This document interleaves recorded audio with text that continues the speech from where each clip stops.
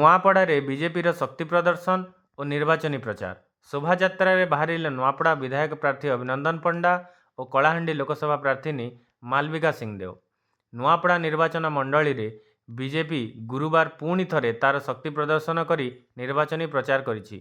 एने एक विशाल शोभायात्रा नुआपड़ा बीजेपी कार्यालय बाहरी प्रथमे पोतरा जोगेश्वर मंदिर और परे खरिया रोडर विभिन्न सामाजिक कार्यक्रम में जोगदे परकोड पर्यंत जाइथिला।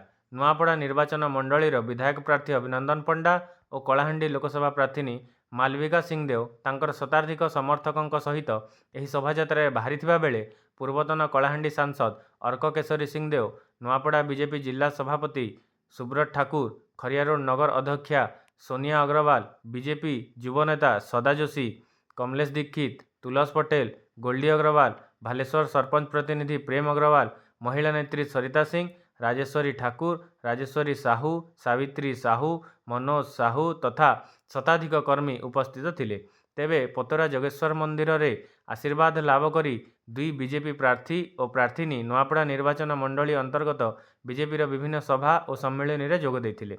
बीजेपी प्रार्थी और प्रार्थीनी आज नुआपड़ा और कोमना ब्लॉक विभिन्न बूथ और मंडल स्तरीय समस्त कर्मी को नहीं जनसाधारण निकट में बीजेपी सरकार विभिन्न लोकाभिमुखी योजना साहाय्य आगामी 2024 साधारण निर्वाचन पर भोट भिक्षा करुछले। नुआ और युव चेहरा नुआपड़ा विधायक प्रार्थी अभिनंदन पंडा एवं कलाहांडी लोकसभा प्रार्थीनी मालविका सिंहदेव को टिकेट दे बीजेपी तार महिला कार्ड खेली एथर 2024 साधारण निर्वाचन बैतरणी पार करिबो बोली आशा बांधी रखिछि।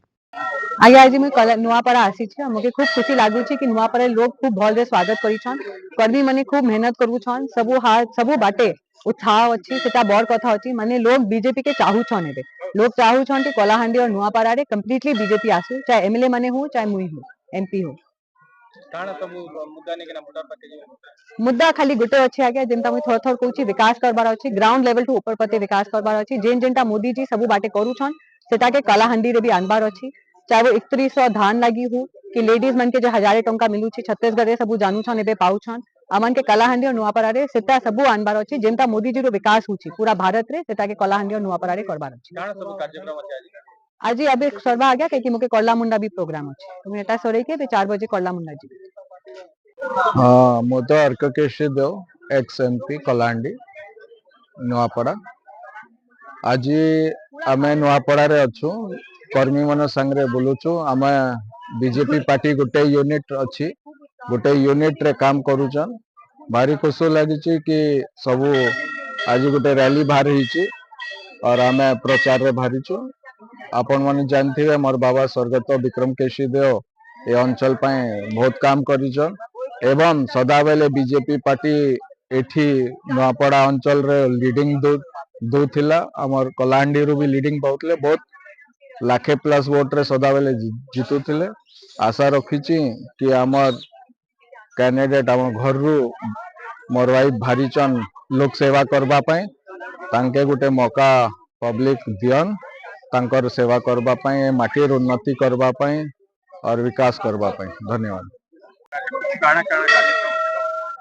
आज भारतीय जनता पार्टी जेते देवतुल्य कार्यकर्ता छन बूथ स्तर रु आसिक हजार हजार संख्या रे नुआपड़ा विधानसभा के केंता जिताबे कलाहांडी लोकसभा के केंता जिताबे सेतिरो आज शक्ति प्रदर्शन करी आज कार्यकर्ता देखैछन। आज आगामी दिन रे भारतीय जनता पार्टी नुआपड़ा विधानसभा और कलाहांडी लोकसभा जीती करी जाउछे और विधानसभा रे और लोकसभा रे बसबा के जाउछे एरा समस्तंकर मन रे अच्छे मन बने सारिछन कार्यकर्ता। काना कार्यक्रम आज आमर नुआपड़ा रो आज पोतरा मंदिर जोगेश्वर बाबा मंदिर को आसलु इन दर्शन कला परे एबे आमे रामानारा हेई करी आमे परकोट पर्यंत बालेश्वर बॉर्डर आम छत्तीसगढ़ बॉर्डर जेनटा कहूँ से तक आम पहुँचमु समस्त कार्यकर्ता लोकर भोटर्स पांकु पहुँची करी भोट भिक्षा करमु भोट आशीर्वाद मांगमु। For more updates please subscribe to our channel Samachar 24।